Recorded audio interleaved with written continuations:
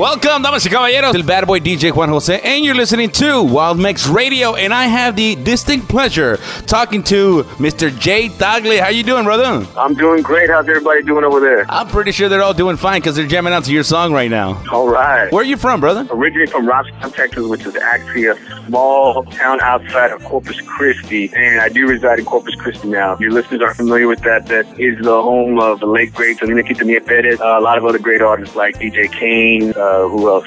I'm going blank right now. A lot of good artists, Whoopi Kings and all that stuff, man. Yeah, a lot of talented people coming from Corpus, and we got another one, Mr. J. Tagle, coming up out of there, man. So let's talk a little bit about the music, man. Let's talk about this song, man. Y'all know, how did you come up with that song there? I was trying to do something different, and I've always done I've never had to been able to write a ranchera before. It's something I've never done, and it's something I kind of wanted to venture in. So I started studying a lot of older rancheras like from Mas and Pio Trevino and Magic, La Movida, bands like that I grew up listening to. That my pops would always jam out to, and I've always dug that kind of sound. So I was trying to study how a bass player play things, the drummer play things, keyboard player play things. So I kind of figured that out, but the song just kind of came together. I started putting a chord arrangement together, put a melody, and it fell together, man. And I was kind of nervous about dropping this single because I'd never done a ranchera. My thing is cumbia, and I can write cumbias for days, but this is, like I said, the first ranchera, and it's been a major hit, man. It's on a lot of Tejano charts right now. It's getting played all over Texas, all over the nation, and and on your station too, man, which is a blessing. So claro que sí. I mean, one thing that is hard for a song to get on the actual charts, and you made it as the song debuted. It debuted at number 5. Yeah, it did, which was surprising. I mean, first I had just dropped the single. I was just sending it out to radio stations even before it even came out on iTunes. I sent it to a few stations, and then I was already on one chart, and then the following week I just started getting there was 3 more, and there was 5 more, and it's just been adding, and I've been getting phone calls left and right. So man, it's a blessing. So maybe I should have been doing rancheras instead of cumbia. I know, right? Now, was it a hard transition, cumbia to ranchera? Was it really hard, or just something that kind of came together? Well, I guess the hard part was trying to figure out the way the songs are structured. And I understood the chord arrangements and stuff like that, but the harder part for me was trying to understand the way the drummer would play. And if there's any Tejano drummers out there that are listening, they understand what I'm talking about, because the kick drum, the way it's not styled like conjunto norteño, where it's like on every downbeat. This one's on the chord changes, and then different sporadically throughout there, more jazz style. So I had to study that. I had to study jazz, which was fun, but that was more the harder transition, and also the singing style is a little bit different, and so it was a little bit of a hard transition, but it was fun, and it was a learning experience, because I did get to speak to I looked to the older generation, and I talked to other Tejano artists more established, and asked them their stuff like that. So that helped out a lot too, that I had people with years and years of experience giving me their knowledge as far as this is the way this thing is broken down. So I mean, that helped out so much, man. And believe it or not, you talking about you talk to a lot of old school. If you hear the song, it has that old school flavor. It doesn't have like that new school, it has the new school, ¿me entiendes? Pero there's a lot of Tejano people that are more into the norteño type deal. You made it true Tejano bass. I mean, you can hear the pianos in there and everything. I mean, that's all Tejano original right there, man. You know what I mean? Yeah, well, I mean, I wanted to stick to what I know. I mean, I not that I don't listen to norteño and conjunto and that style of music, which I do, because I listen to Signo Intocable. I listen to Los Crazy Pins, Los Castilla Brothers, Hometown Boys. I listen to all that, and all that stuff's good, man. But I grew up when I was going to the bailes, I was listening to Mas, La Diferencia, Fama, Excelencia, all these bands that were more keyboard based, and a lot of the original Tejano sound was that, the synthesizer and stuff like that. Yeah. So that's what I knew, and that's what I heard, and that's what I wanted to emulate, because that's what made me go to the bailes and stuff like that, and make me want to dance, make me want to buy these CDs and cassettes. That's maybe I'm showing my age right there. Cassettes, that's old school right there. But, yeah.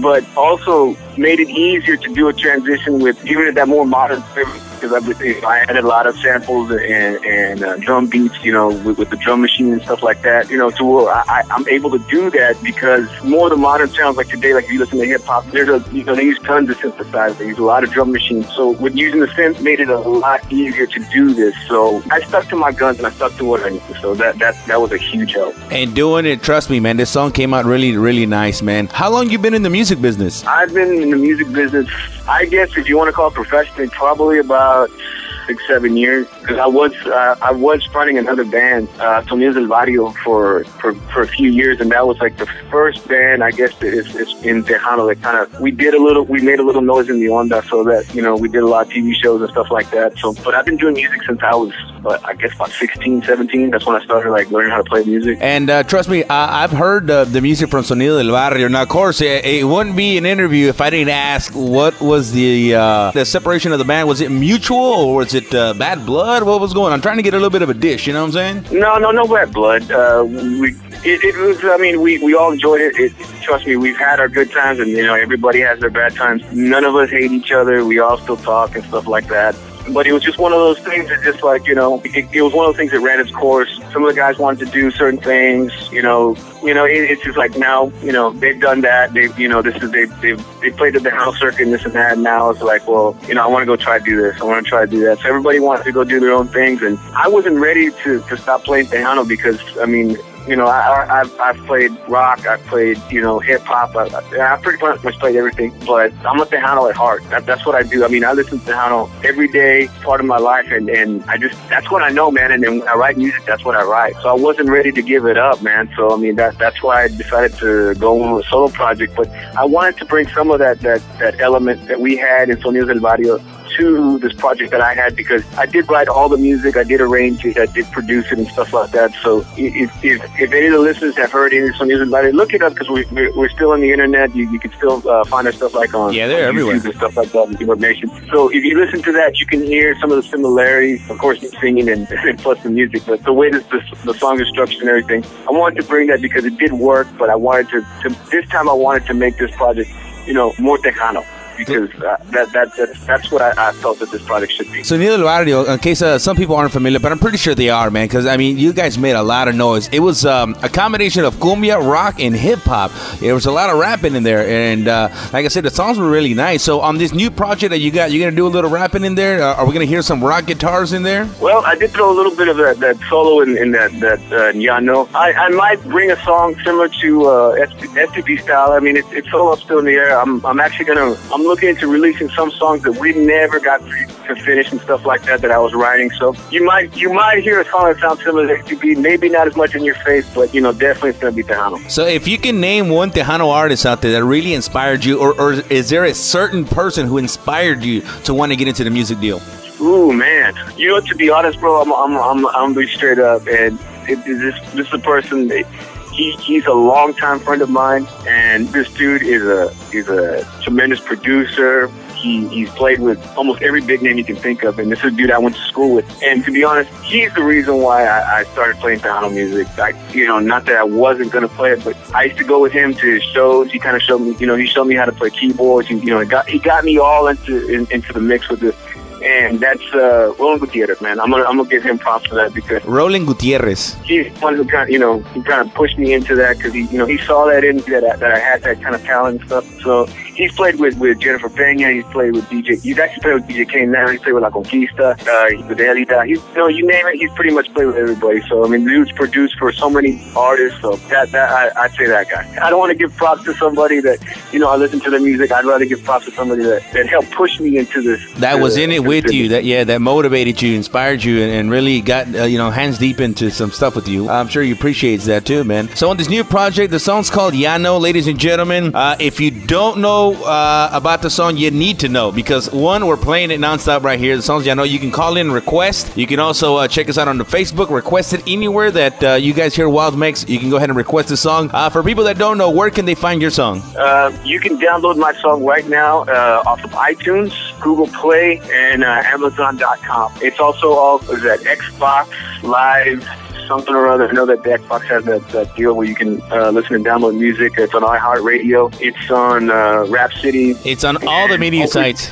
Yeah, anywhere you can download music, that's where you can get it at. And look it up, and that's Jay Tagle, and the song is called Ya No, and it's making a lot of noise all over the place, man. I'm gonna be honest, the actual show has been off the air for a good minute. We finally decided to come back, and as the first person with the new name and everything, and as the first person that I interviewed on this show is you, so I'm gratefully appreciative of that. The first person I get to interview on this radio show is Jay Tagle, so that's something real big for me. So later on, when the show gets even bigger and everything huger all over the place, people are gonna ask, what was the first interview with the new show? And I'm gonna be, Jay Tagle was the first interview I got.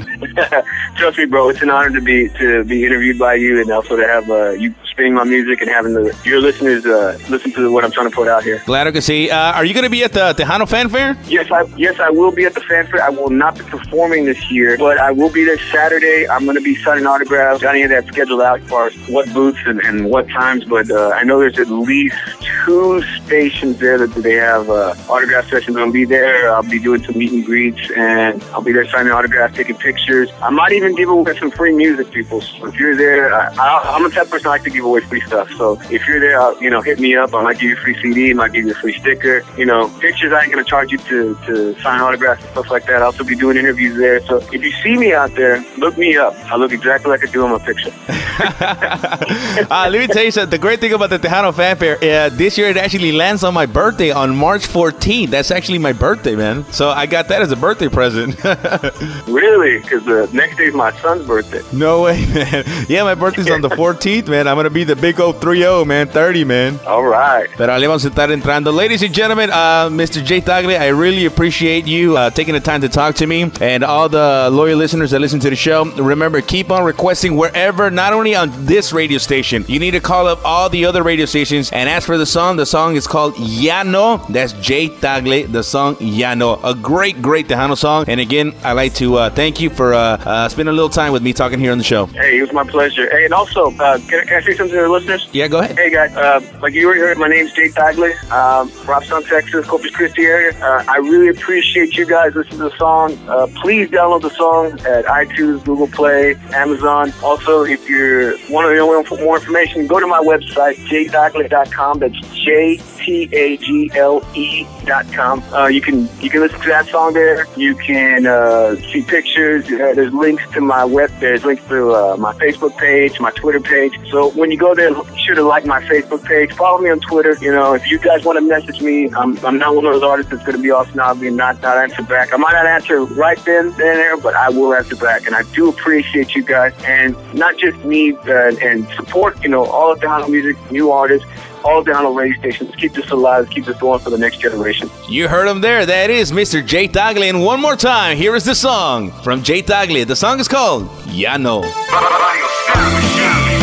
Hey, this is Jay Tagle, and you're listening to my new single, Ya No, here on Wild Next Radio with that bad boy DJ Juan Jose.